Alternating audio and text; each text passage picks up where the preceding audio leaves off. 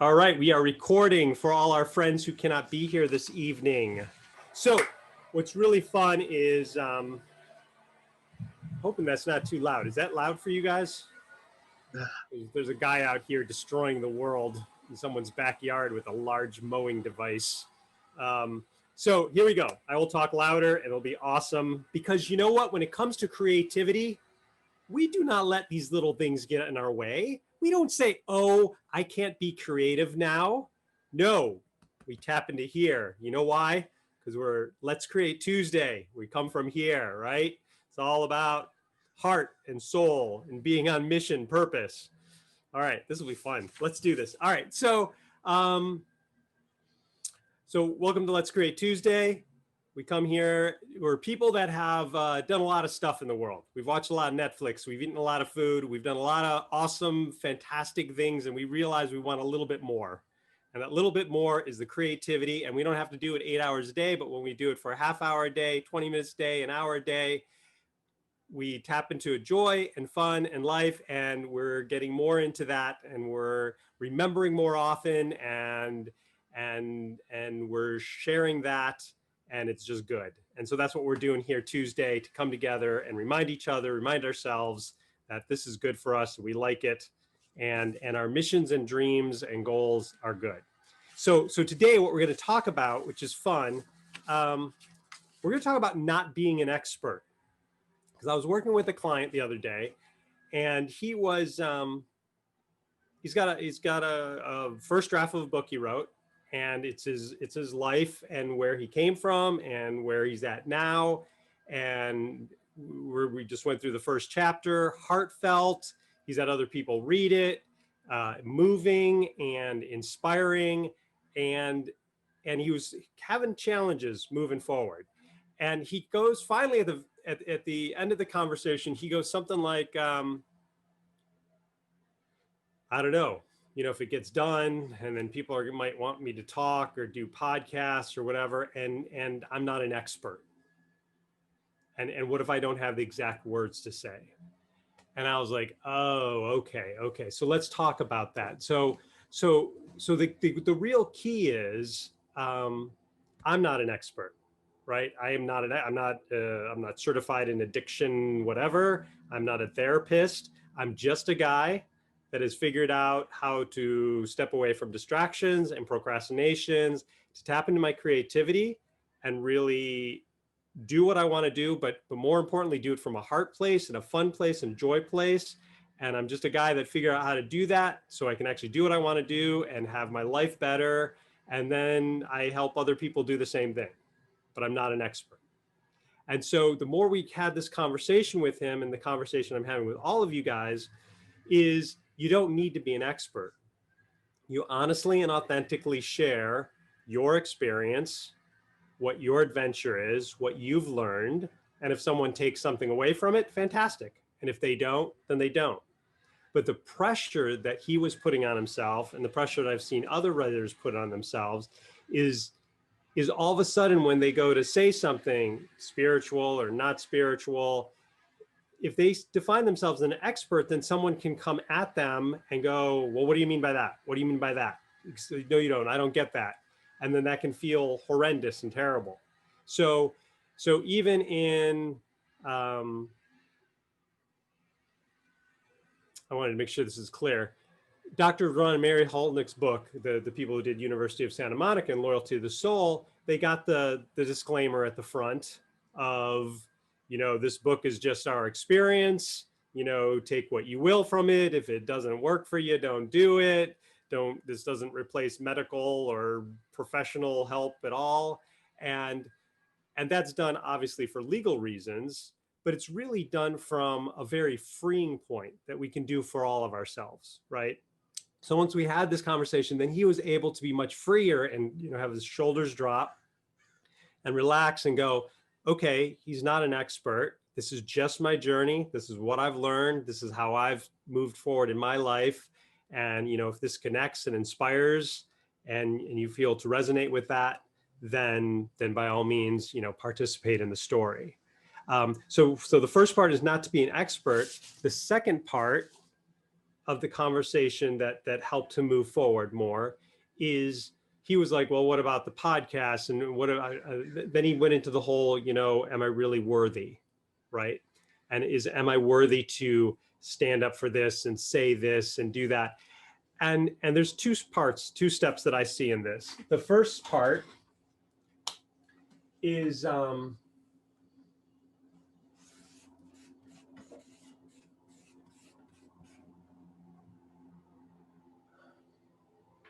first part is always a choice. So what I mean by that, and what I said to him was, listen, you can write your book, and even if it's good, because he's already had people read it that say it's moved them and touched them, you don't have to do anything after that. You never have to go on a podcast. You never have to be interviewed. You never have to go present anywhere. You don't have to coach anyone one-on-one. You don't have to do a workshop. I mean, if you really don't want to, or you're scared, or you don't think you're worthy enough, you don't have to do any of that. Let a few people find it, let them be moved by it, maybe spread it around by word of mouth, but it's always a choice on how much you engage. It's not like if all of a sudden I stumbled upon a great idea, now I have to dedicate my next 30 years of my life and work 80 hours a week to get it out. So relax. It's always a choice. And it could be you could choose to do one podcast, but not 7. You can always, so slow down and realize, one, you're not an expert, so you don't have to solve everything. You don't have to know everything. You just know yourself, honestly and authentically share, from your heart, your own experience. Don't present yourself as an expert, just a guy that knows this, just a woman that knows this.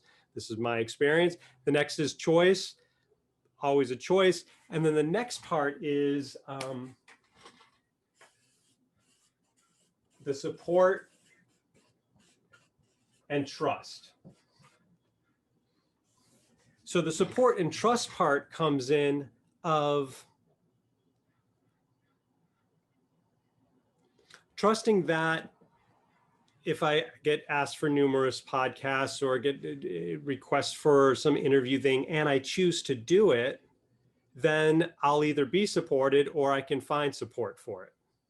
So the shifting then is going from the expert, which is like stand alone, all these people throwing rocks and arrows at me, trying to prove I don't know what I'm doing. So letting that go.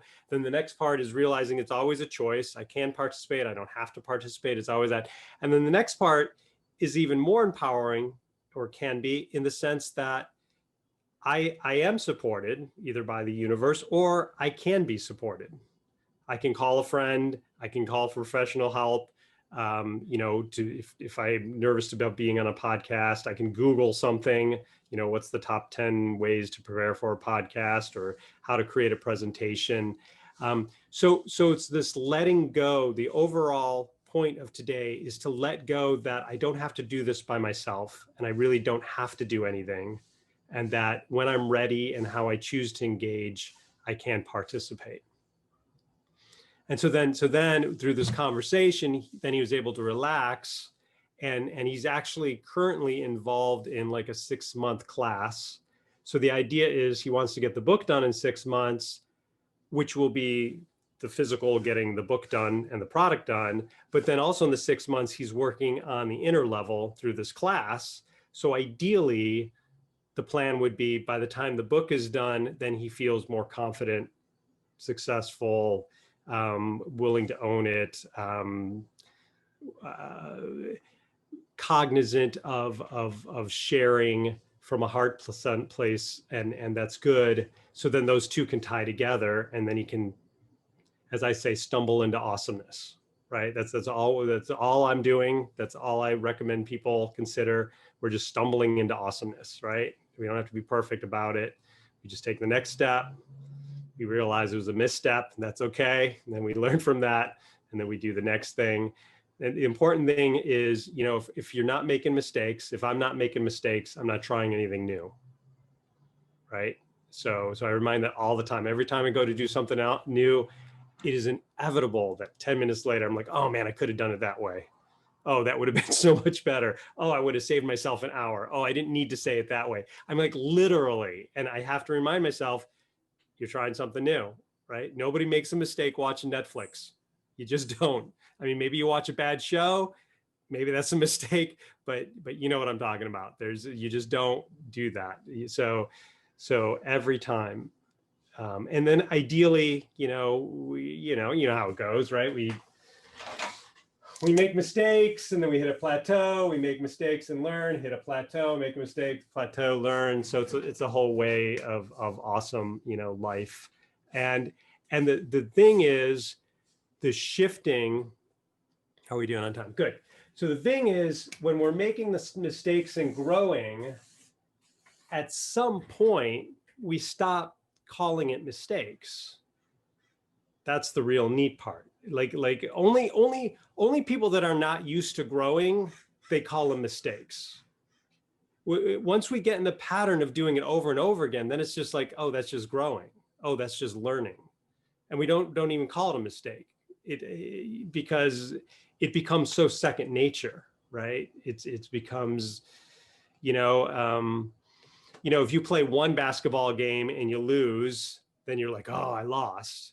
But if you play numerous games, I mean, sure, you lose, but it's just like, oh, that's just part of how we get better and we move forward. And it has so much less sting or so less meaning to it all.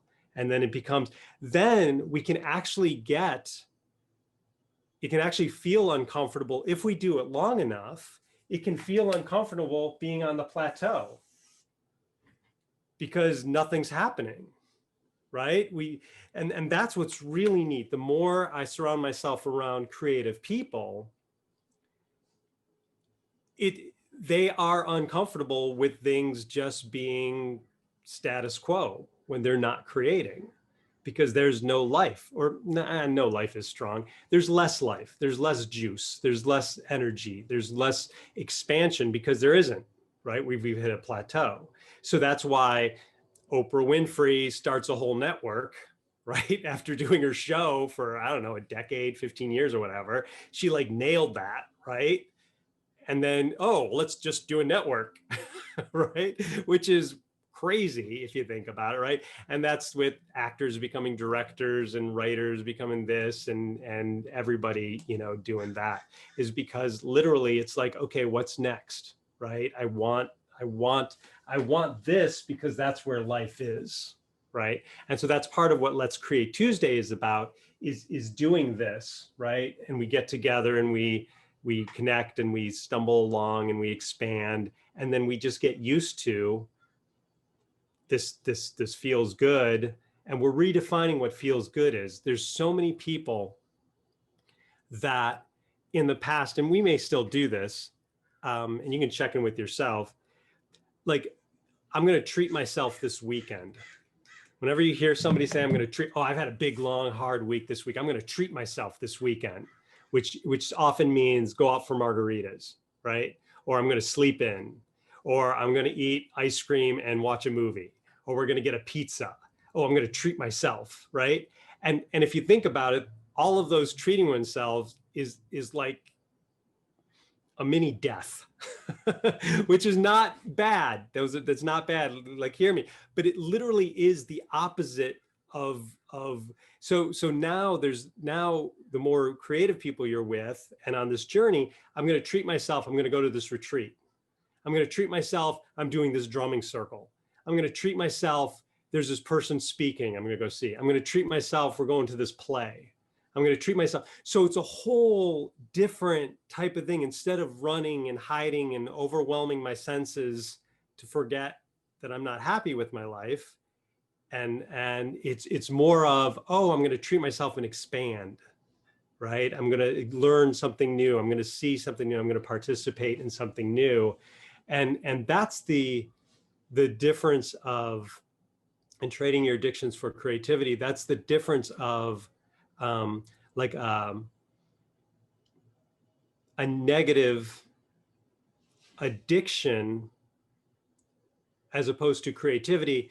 It's just that there's a negative consequence further down the road if you keep doing it for too long, right? If I eat a pizza every day, and we'll end on a personal story. At one moment, I wanted to do more writing, right? So I knew consciously, and what I convinced myself was when you eat sugar, you have more energy. right? We all know that. That's true, right? That's true. So I got a Snickers bar and I would eat it at night and then I would do writing, right? And I did this 3 nights in a row. And after the third night, I was like, dude, you got to stop lying to yourself. This is not a sustainable practice. And if you're really tired, go to sleep and then do the writing in the morning, or do writing every other day if you have to at this point in your life. But this is not going to end well, you know, if you keep doing this at some point. So that's the difference of all that. So that's what we want to share today. Hope that's a little clarifying. Any questions, any thoughts, anything come forward that you want to share? We got time for a person. If anyone has something like, oh my gosh, I want to share this. This is so. All right. Hi, I'm Eric. It's a great idea of being uncomfortable with being uncomfortable, because it does make perfect sense in the light of the fact that if I'm doing something, if I'm doing something and I'm completely comfortable with it, there's a fair bet that I've done it like a dozen times before. Right. And so I might as well just throw it in the trash can. If I'm uncomfortable with it, if I say, oh, you know, I don't know, I should just put it in the drawer for a while. Meaning you're on a learning edge with something that you're not too sure about. Is that what you're talking about? Yeah. One, I don't know if you definitely have to throw it in the garbage if you're comfortable with it, but I do hear you, right? That and that's where other people can be so valuable. In that when I should throw it in somebody else's garbage, right? Yes, you can throw it in somebody else's garbage. That's right. But yes, that's where if I am uncomfortable and not sure and I'm learning something, right, then that's a great point to then get someone else to check in, because I literally don't know if it's good or not, because I'm doing something way outside my comfort zone, and that can be very useful. But yeah, super cool. All right. Okay, everyone, then we're going to get ready. So this is important. Today, so you know what I was just thinking, you know, that Tuesday, you know, Wednesdays are awesome because it's the middle of the week, and Fridays are really great because it's finally the weekend, you know, and Sundays they've got football on, which is awesome. But you know what, you know, I was wondering, what's the best day of the week? Tuesday. That's right. All right. So we're going to do our creating time. Some people do something different. Some people work on the project that they've been working on. And it's all about coming in with heart and soul and having fun with that. And so I'll keep track of the time. You can keep your video camera on. You don't have to leave it on. Everyone, that's right. Take a moment. Take a look at each other. You're fantastic. You're awesome. It's excellent. It's so good to see you. Glad you're here. Gosh, you're good looking. This is amazing. There's so much love. There's so much energy. I can feel it. This is really wonderful. And then send the love and light. Great to see you. All right. I'll keep track of the time. You can keep your camera on or off. I'll leave mine on. You can watch me write. And we'll talk to you soon. Hey, John? Yes. John? Yeah, go ahead, Sue. What's the time that you... Oh, it's Deegan. Oh, Deegan, sorry. Yeah. 35 minutes. We're Hey, gonna do 35 can you just tell me the time? 35 minutes? Thank you. Yep. Okay.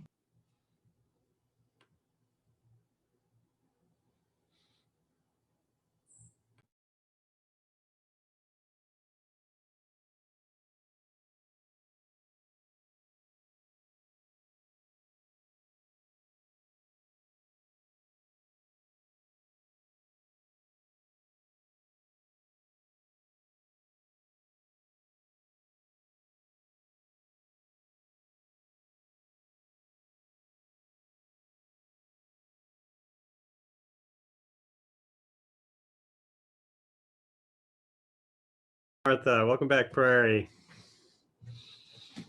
Good to see you. Quick, tell me something before everybody comes. how Martha. grateful I am to have this group. Fantastic. Say a little bit more.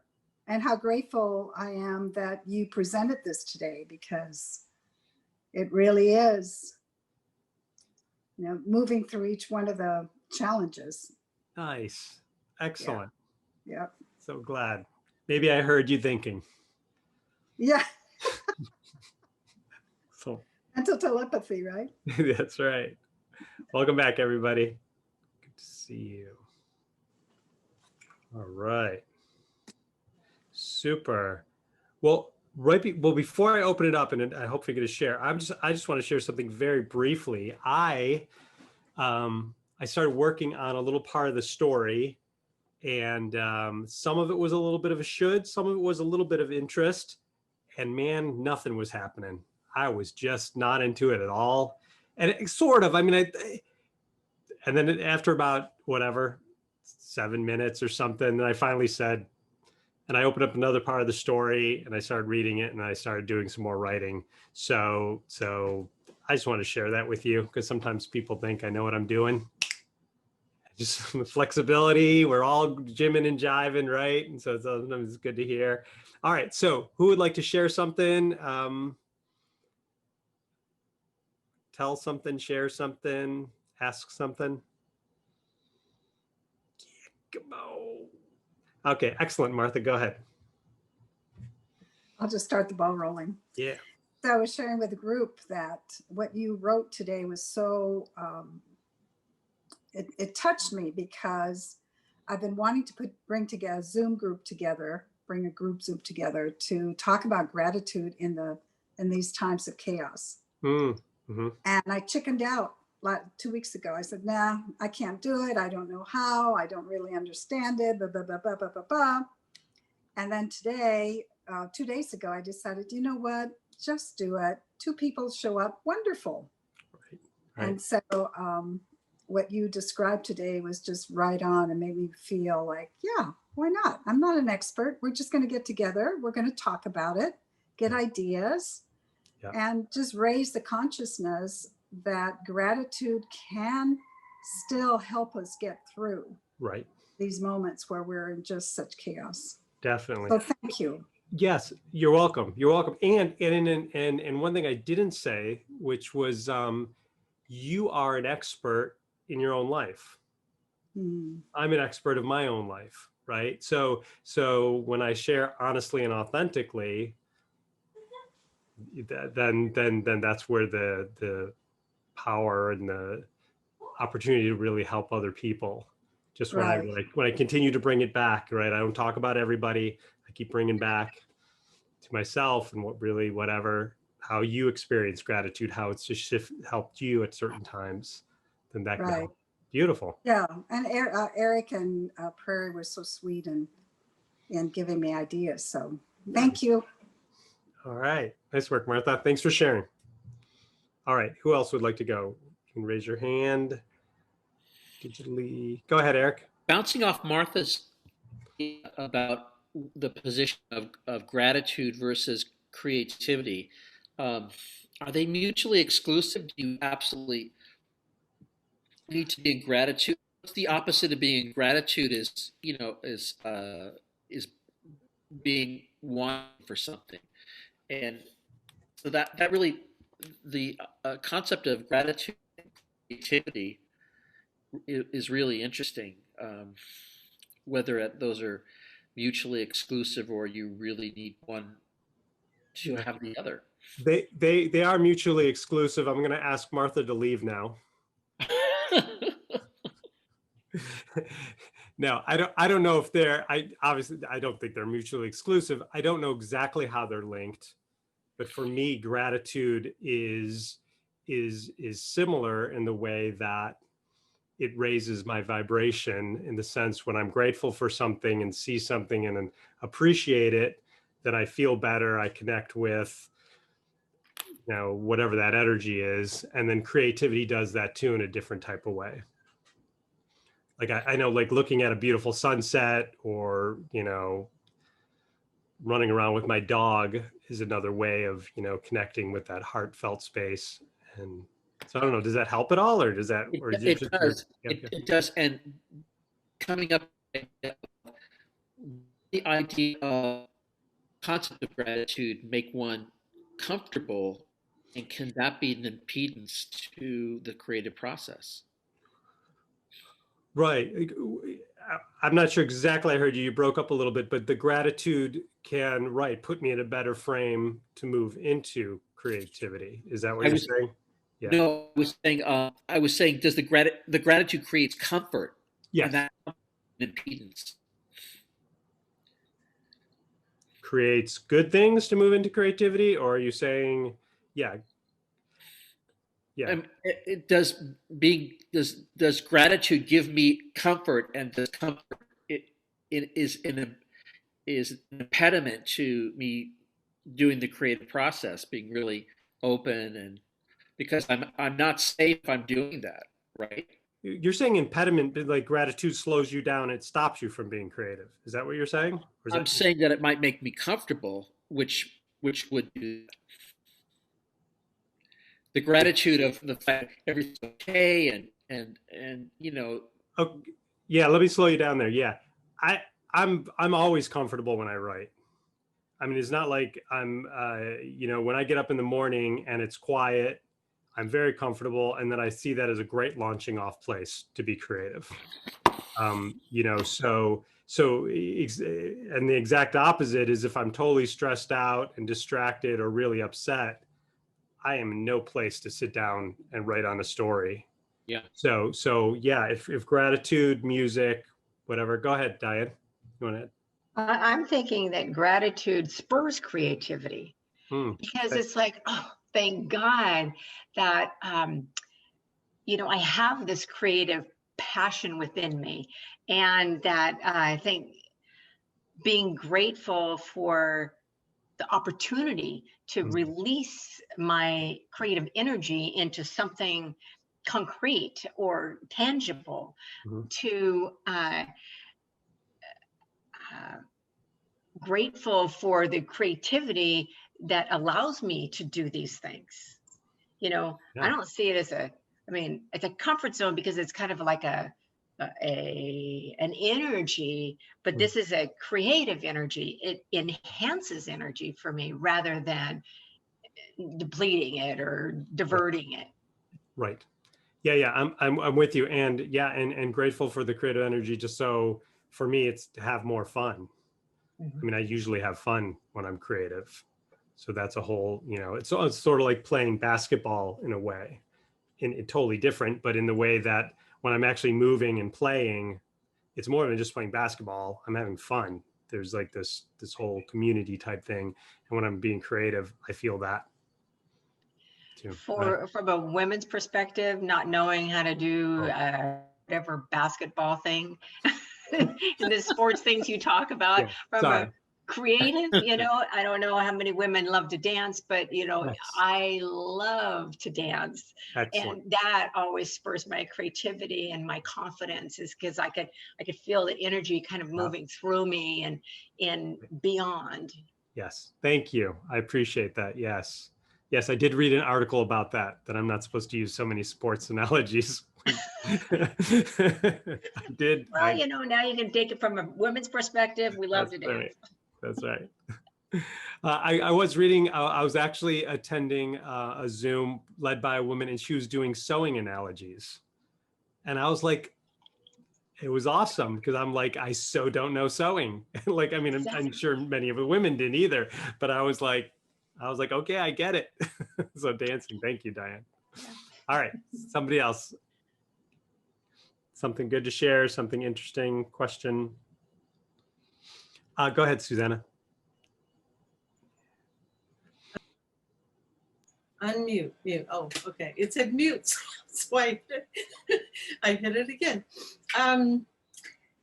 It's still with the gratitude. Yeah. Started this ripple. Mhm. Last week, I voted.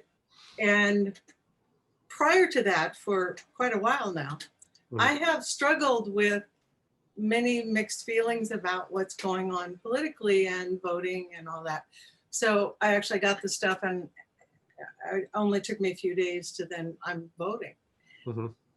But all through all of it, I kept wanting to do more paintings or create something and make a statement. And then I would go, I don't want to dive into that pool. But I wanted to I wanted to say something about the process. And I pretty much have repeatedly given up on it. So I voted, and as I was voting here, Mm-hmm. and then I was gonna get in the car and go to our new white box that's all wonderful that I had checked out. And I went, and I knew I was gonna do this. So like I went and I took a picture, putting it in. And when I got home, I wrote, I wrote that I voted with gratitude. Mm. It changed the entire experience for me. It lifted all, like whatever's going on, I don't know, it unblocked something that I think was blocking my creativity too, because the angst about it. But what I created a post that was about that, and then just asked him, when are you, I voted with gratitude, when are you planning to vote? But it was all about, I'm grateful to be in a country where I have the choice and the opportunity to express my preferences. I know it wasn't long, but it was, I just authentically felt grateful, because I have not been grateful for our country for a while. Right. and it shocked me, that I would ever feel that way. Right. And when I felt the gratitude, Yeah. and I created a post, it was a creative process. Right. And I felt better. I felt uplifted, and I felt grateful that I had even done it. Right. And You felt that was better. a very Yeah. creative process. So I think they're not that, and I create from the heart. So gratitude is in there. I don't think you can separate them out. Yeah, no, that's beautiful. Right. I hear right when you voted with gratitude, it unblocked you and you felt connected. Yeah, that's beautiful. Yeah. That's great. Super. Thank you. Somebody else would like to talk about gratitude or something else? No, I love the sentiments being shared, and we had a great little trio conversation and laughed. It's really an interesting time. It's with all that's going on. I find actually I'm being challenged to be very creative in how I discuss things, like especially on Facebook with many of our community who I know have good hearts and everything, but there's so much stuff out there that much of it completely untrue. Peter, you probably know what I'm talking about. And like, how do I stay loving towards these people and yet still go, well, let me present this, and still be able to stay in that thing. So that's really creative in itself. Just being able to, let me see how I can do this in a loving way, where I still get the information across and stuff. And so that's, that feeds into my other project too. You know what I mean? How do I present information without attacking or condescending? Right. So that's interesting. Right. I never realized how creative that is, but that is being very creative, right, in that process. Yeah. That's I mean, it's easy to yell at somebody like, I don't say John, it's easy. I can just do it. Easy there, Tiger. Let's reel that especially in during football a games. little bit. I'm just saying. Yeah. But yeah, so anyway. All right. Thank you, Robert. All right, Peter, do you want to say something? Yeah, well, I just wanted to piggyback on what Robert said. And to me,